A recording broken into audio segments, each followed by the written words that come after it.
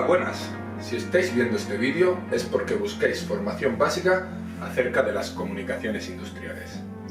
Primero os explicaremos una serie de conceptos básicos a tener en cuenta y a continuación definiremos qué criterios técnicos y especificaciones se tienen que delimitar a la hora de hacer un proyecto. Pero antes de lanzarnos vamos a dar un repaso a los fundamentos teóricos de la comunicación para que veáis que la comunicación industrial tiene puntos en común con la comunicación que usamos diariamente. Cuando nos comunicamos existe un emisor y un receptor. Para que puedan entenderse, el emisor se comunica a través de un código común con el receptor. ¿Cuál es este código común? El idioma. En las comunicaciones industriales funciona igual. El código común en este caso es el protocolo.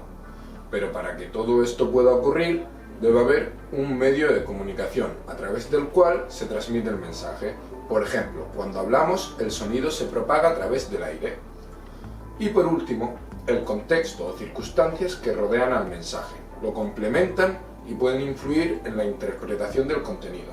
Del mismo modo que no es lo mismo decir «qué baño» cuando estamos visitando una casa que cuando hemos perdido claramente un partido de fútbol.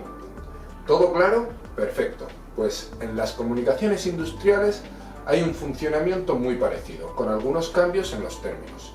En este campo, para referirnos al código común, no usaremos el término idioma. Como ya hemos dicho, le llamaremos protocolo. Por tanto, para poder comunicar dos máquinas es necesario que tengan protocolos compatibles. Las comunicaciones industriales codifican sus mensajes siempre de la misma forma, a través de la activación y desactivación de una señal eléctrica según ciertas normas. Estas señales eléctricas pueden tener distinta frecuencia, amplitud y se interpretan siguiendo unas reglas. El conjunto de reglas conforman una gramática y se consolidan en un protocolo. Una vez claros los conceptos básicos, veremos los criterios técnicos a tener en cuenta para escoger la solución que se adapte a las características y necesidades del cliente y la instalación. En primer lugar, los criterios técnicos a tener en cuenta son el medio o soporte físico de la comunicación, el protocolo y por último la compatibilidad. ¿Qué se entiende como medio o soporte físico? Es el elemento por el cual se transmite la información. Los criterios a tener en cuenta en el medio o soporte físico son el tipo de medio, la arquitectura o topología y el conexionado. Existen dos tipos de medio, guiado o cableado, por ejemplo, cable o fibra óptica, y no guiado o inalámbrico, como puede ser el Wi-Fi, el Bluetooth, radiofrecuencia, microondas, etc. Dentro del tipo guiado podemos encontrarnos diferentes tipos de cables con diferentes características. En esta tabla os mostramos los más comunes y sus características imprescindibles. Las características que definen al propio cable son la velocidad de transmisión de datos, la inmunidad EM, que es la distorsión o ruido que puede sufrir el propio cable, la distancia y el coste. Hay que tener en cuenta que estas características pueden mejorar a medida que avanza la tecnología. Otro criterio a tener en cuenta sería la arquitectura o topología de conexión, que son las formas que existen para conectar dispositivos en un sistema de comunicaciones industriales. Tipos de arquitectura o topología de conexión son punto a punto, estrella, malla, bus, etc., como podemos ver en las imágenes.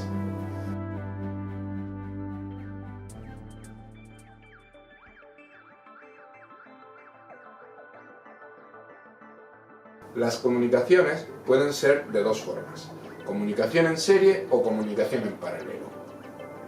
En la comunicación en serie, también conocida como buses de comunicación, hay un elemento denominado maestro y otros a los que llamaremos esclavos. El maestro inicia la comunicación a un esclavo, envía una petición, el esclavo la recibe, la procesa y da una respuesta a la misma. La respuesta llega al maestro y éste la procesa. Solo entonces puede enviar otra petición. La diferencia entre un maestro y un esclavo es que el maestro es quien puede iniciar la comunicación, mientras que el esclavo no. En la comunicación en paralelo, conocida como broadcast o redes de comunicación, el emisor, denominado cliente, es capaz de enviar una o múltiples peticiones a los receptores, denominados servidores, y gestionar las respuestas de estos al mismo tiempo. Los servidores, a su vez, también son capaces de recibir múltiples mensajes y gestionar sus respuestas simultáneamente. Estos son algunos ejemplos de buses y redes de comunicación. Otras características a tener en cuenta en el medio o soporte son la distancia entre el conexionado, que hace referencia a la distancia máxima entre el primer y el último nodo de la red o bus, la velocidad a la que se transmite, en bits por segundo, y por último, el número de nodos o elementos máximos que se puedan conectar a la red o al bus, que depende de la compatibilidad del dispositivo gestor de estos. En las redes de comunicaciones siempre va a ser mayor, tanto la distancia, la velocidad y el número de nodos en comparación con los buses de comunicación. Las características máximas del medio, según los manuales, están definidas para condiciones ideales de trabajo e instalación.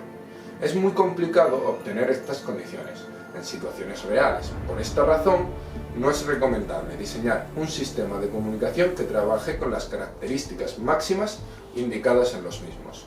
Para terminar con las características del medio, hablaremos de la elección de los conectores.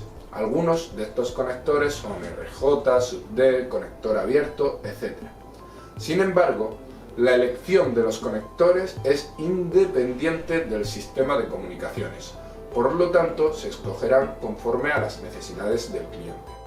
Bien, estos son los criterios técnicos a tener en cuenta para el medio o el soporte. Como veis, no es nada complicado, pero aún falta hablar sobre una última cosa, los protocolos.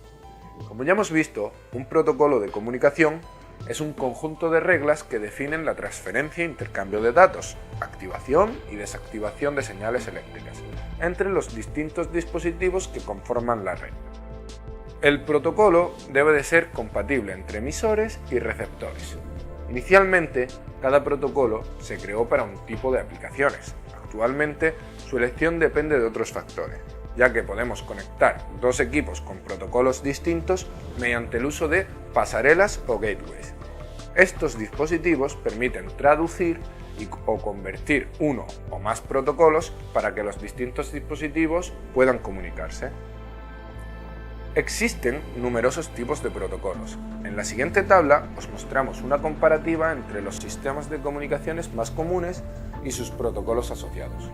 En ella podemos ver características ya mencionadas como velocidad, topología, cableado, etc.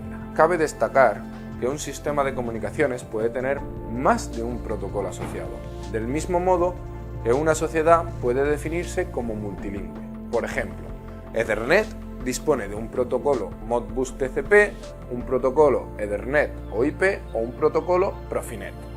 Para una instalación de un sistema de comunicación ya existente, tenemos que tener en cuenta la compatibilidad.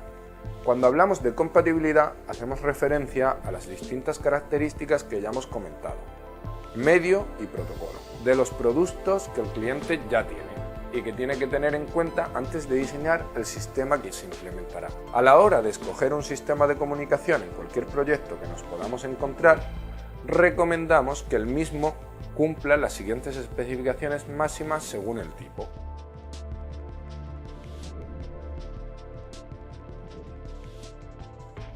Eso es todo. Muchas gracias por vuestra atención. Si tenéis cualquier duda o consulta, no dudéis hacerla llegar al equipo de soporte técnico.